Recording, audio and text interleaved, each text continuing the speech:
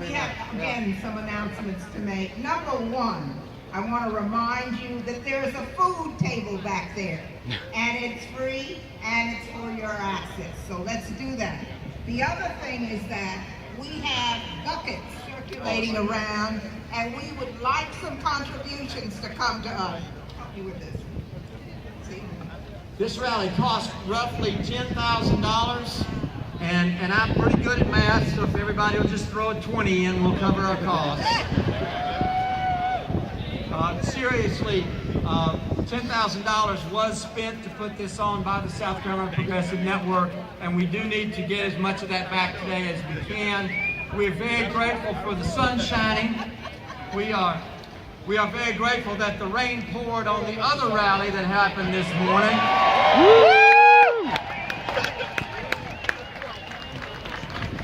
Those of you who worship nature gods will have to agree that they're on our side today. So we talked about them. Yeah, we mentioned the buckets. Yeah, the buckets are coming. The buckets are coming. Don't fail to fill them up.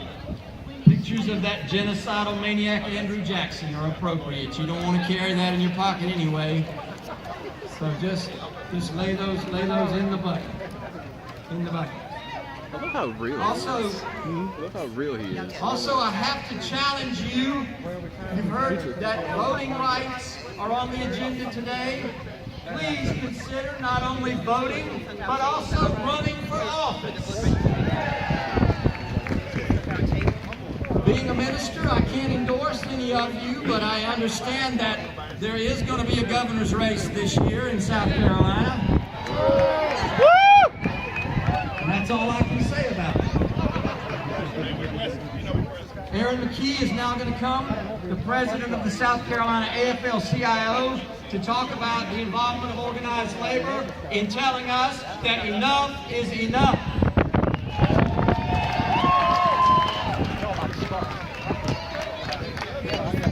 Hi, I'm Aaron McKee, president of South Carolina AFL-CIO, and I thank all of you for coming out today, especially the union members that took a day off work and that work every day to make the workers' lives better in this country. I just found out when I got here they wanted me to talk about health care as a right, but I think most people in this crowd would agree with that. So I want to talk about who is behind this bad legislation. The American Legislative Change Council, or and the State Policy Network, SPN, are corporate-funded organizations with an agenda focused on attacking workers' rights, blocking access to affordable health care. Learn your history, people. Yo, how many people are on your side? Yo, bro. How many people? They start back at 2. Right, bro. We'll see. Cutting essential public spending and destroying the environment. ALEC is a corporate bill mill. It is not just a lobby or a front group, it is much more powerful than that. Through ALEC, corporate lobbyists and state legislators vote on model bills behind closed doors without any public input that often benefit the corporation's bottom lines. Corporations fund almost all of ALEC's operations and pay for a seat on ALEC task force. ALEC and ALEC corporations often pay for legislators to go Look at what's going on over here, man. D-Man's trying to tape. Cops are waving him off. When ALEC and the corporations are not He's not supposed to be over here, right? the expense is often passed on to the taxpayers. I don't think that's a good taxpayer spending. No! Right now, inside our state house, are members of ALEC.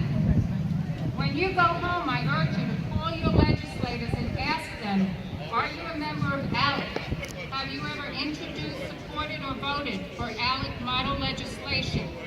Tell them we want ethics reform and clean elections. Oh, it's blueberry cotton candy. Is it a vegetable glycol? Yeah. Nice. Yeah, man. I got that in mine, so Hell yeah. where mine's at right now. That's why I need a little freaking Lanyard? Yeah, dude, I thought about getting one of those too. Yours is Yeah, mine's pretty, like this was like $16. This came free with the initial pack. This is my very original battery. Where'd you get it? East Lake Charleston. I just left yours, man. Yeah. You too, man.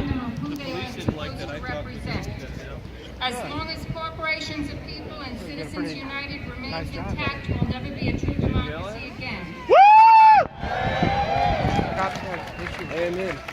And there's an old labor saying, united we stand, divided we beg. Thank you.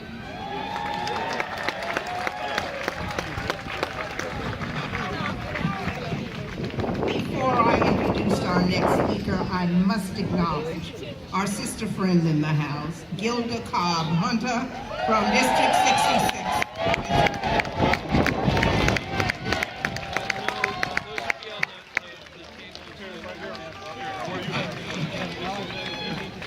And now we'll move to another crucial area of education, and we're going to hear from Jackie Hicks, President of the I'll run with you if you want. Thank you very much. Good afternoon, everyone. I'm Jackie B. Hicks, President of the South Carolina Education Association. Woo! All right, the SCEA is a member of this coalition because many legislative issues affect education, and Medicaid is primary among them. A recent Southern Education Foundation study found that 55% of South Carolina's public schools have a majority of their student body comprised of children who are income eligible for Medicaid. Our academic achievement gap directly correlates to our income achievement gap. Our academic achievement gap directly correlates to our income achievement gap. It's about poverty in South Carolina. It's about children who are hungry, sick, have vision problems, or untreated asthma, don't learn well, let alone test well. We need to enroll more children in Medicaid so they can access basic health care and social services that help them arrive at school ready to learn. Our governor has turned her back on our state's lower income students by turning away critical Medicaid dollars. Medicaid enrollment will grow because of the Affordable Care Act. Yet our governor imagines we can meet the need without any additional dollars from Washington. We just heard some of the statistics here. She's wrong. And the children in our public schools will continue to suffer at home, at school, and in life as a result. Circumstances matter. Funding matters. Our children matter.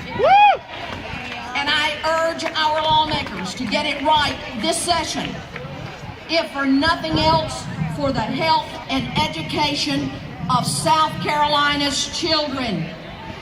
Enough is enough. Let's expand Medicaid. Let's increase funding for public education. And let's get everyone registered and get them to vote this November. Woo!